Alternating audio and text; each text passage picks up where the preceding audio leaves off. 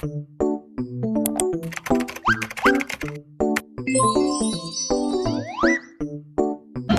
day everyone, I am Charlie Mardagoy and let us learn together what are ethics and laws and relate it to the teaching profession.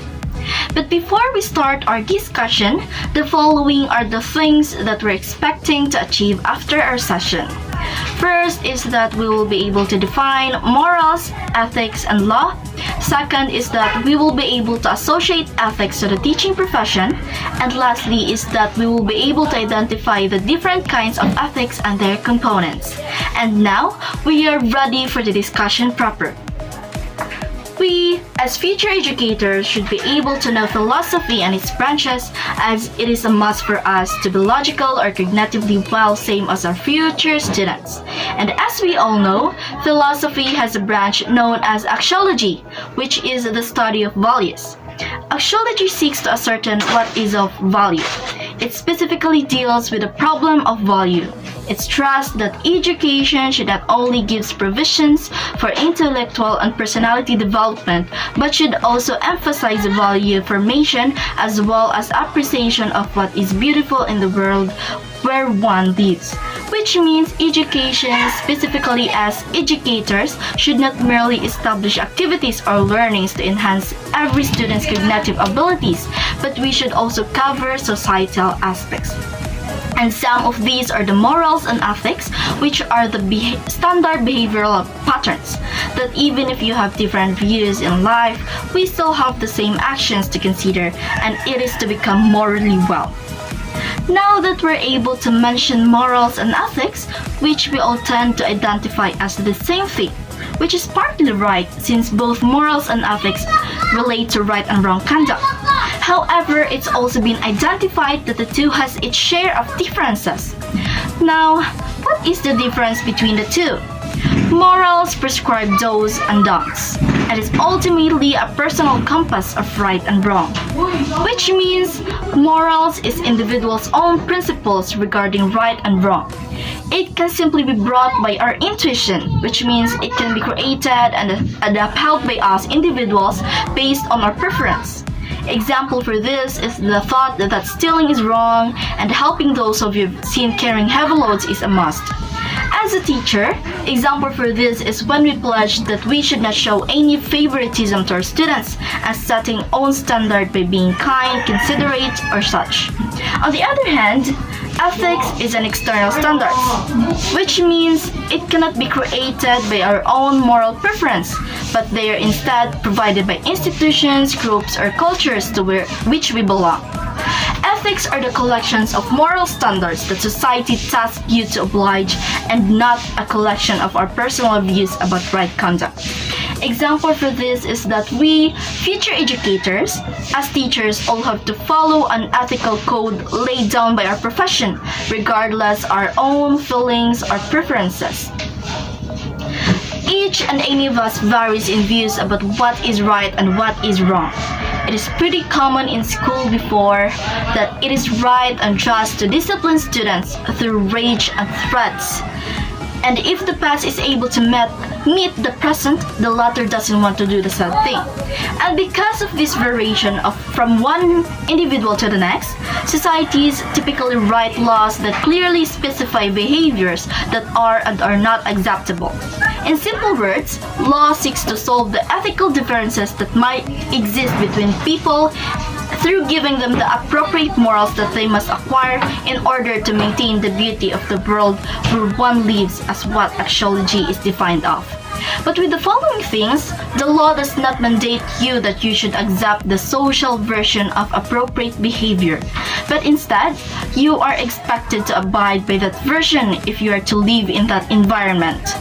For all people, some sort of ethical standard, some code of ethics guides their behavior, particularly in their social sense.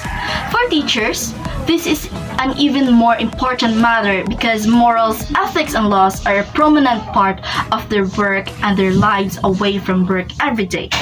We can't be just teachers with our own preference. There are things for us to abide to become an effective and efficient one. But before we specify those, let us all first define ethics in a more specified way. Ethics from the Greek word ethos, which means characteristic way of acting, which includes cultural mannerism, religion, politics, laws, and social aspirations of a group of people revealed in man's ability to distinguish between good and evil, right and wrong, moral and immoral, man's obligation to do what is good and to avoid evil, and man's accountability for his actions, expecting a reward or punishment. Ethics is also defined as the science of morality of human acts, the study of human motivation, and ultimately of rational human behavior, and the relation to oneself, to a fellow man, to others, the environment, or to one's colleagues or associates, the sole purpose of which is to promote and realize the good due to oneself, the others, to humankind, to the environment, or to the supreme being. The actions that we take, the things we do, and the things we don't do have consequences on our environments and on the others around us. This is why it's really important for us to be able to be governed with our behaviors, and it is possible through following ethics or ethical code of conduct. And now that we're all through with the definition of ethics and why it is important for us to reach this moral standard, let us all move on to the kinds of ethics and their components. So the first kind of ethics is known as the personal ethics. So personal ethics are ethical principles that a person uses when making decisions and behaving in both personal and professional setting. Which means personal ethics are your moral guidelines that can help you through tough situations and make the best decisions out of it.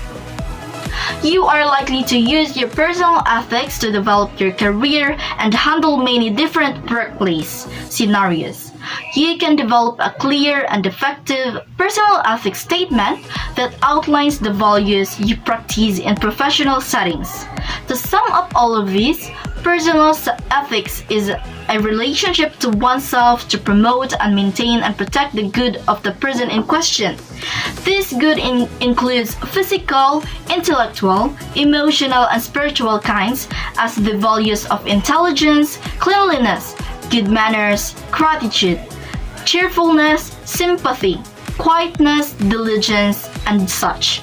In teaching profession, example for this is the Professional Code of Ethics stating that teachers must model strong character traits including perseverance, honesty, respect, lawfulness, fairness, patience, and unity. As an educator, teachers must treat every student with kindness and respect without showing any favoritism, prejudice, or partiality. The second kind of ethics is the moral ethics. So moral ethics bring the promotion, advocacy, protection, pursuit, and performance of the essential good between persons as persons and between human beings as such. The principles are reverence for life, tolerance, respect for human life, justice, responsibility, altruism, and trust. In teaching profession, example for this is that teachers' first responsibility to their students are treating them all equally no matter their ability, race, or ethnicity are. Another kind of ethics is the social ethics. Social ethics is the promotion, advocacy, pursuit, maintenance of common, which is social public, people's good on the part of the individual's members and collective entities of society. Social ethics has a subject that has great complexity as it involves establishing what are the appropriate actions and behaviors that all people should have within a society. It sees people as a whole and not individually. Social ethics includes all norms of behaviors that the human being has to be able to live with others. These norms also govern the behavior of the human being in relation to the environment and institutions. It seeks that the human being behaves in a way that benefits him and what surrounds him. The principles of social ethics include peace and order, preservation, social justice, economic development, social tolerance, and such. Another kind comes next is the professional ethics. So professional ethics is guidance for people working in a particular profession that tells them what they're supposed to do and what they are not supposed to do while working there.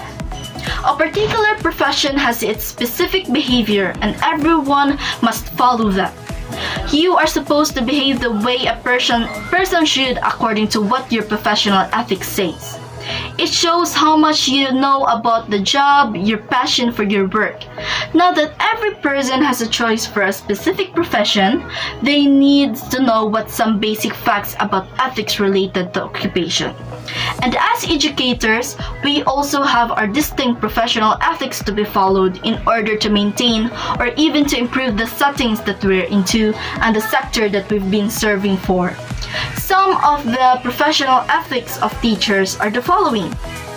First is the loyalty towards duty, second is punctuality, third is dutifulness, fourth is respect for the profession, respect for the institution, respect and admiration for co-staff, strictness and straightforwardness, truthfulness, honesty, good behavior towards students, use of rights, motivational attitude, studious or good learner, dressing sense, positive attitude, innovative, and proper use of authority. The fifth kind of ethics is the family ethics. An ethic for the family is a collection of values and principles which tell us what a family ought to do and how family ought to be treated. Every family operates on the basis of fundamental principles, whether plainly stated or implicitly understood. Further, an examination of families that are harmonious, successful, and generally respected by their communities reveals that a great commonality in these principles. In other words, to a great extent, harmonious families from throughout the world tend to share the same fundamental assumptions or beliefs that make their achievement possible.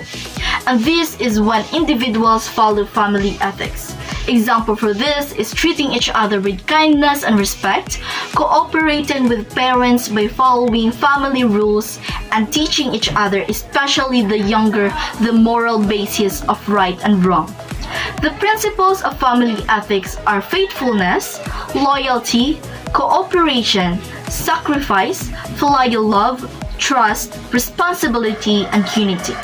Next is the environmental ethics. Environmental ethics is a branch of ethics that studies the relationship between human beings and the environment and how ethics play a role in this. It concerned with the promotion, advocacy, protection, performance, and maintenance of that is good for the environment on the part of its human inhabitants and beneficiaries. Environmental ethics believes that humans are a part of society as well as other living creatures, which include plants and animals. These items are very important part of the world and are considered to be a functional part of human life. Therefore, it is essential that every human being respect and honor this and use morals and ethics when dealing with these creatures. Principles of environmental ethics include conservation, protection, care, restoration, balance, stewardship, formal integrity, and sustainability of environment and its non-living forms. And the last kind of ethics for this discussion is the religious ethics. All religions develop ethical rules, ethical standards, and ethical values that guide conduct in the everyday, ordinary situation and circumstances of personal and social life. Religious ethics are the moral principles that guides religions and that set the standard for what is and isn't acceptable behavior. It concerns with the promotion, advocacy, protection, performance, and maintenance of the good or supreme being. Principles of religious ethics includes faith, worship, thanksgiving, obedience, reverence, and piety. And this ends our discussion for today. But before I formally leave this session, let me share you a quote from Theodore Roosevelt stating that, "To educate a man in mind and not in morals is to educate a menace to society." Thank you for being with me until the end of the discussion. God bless!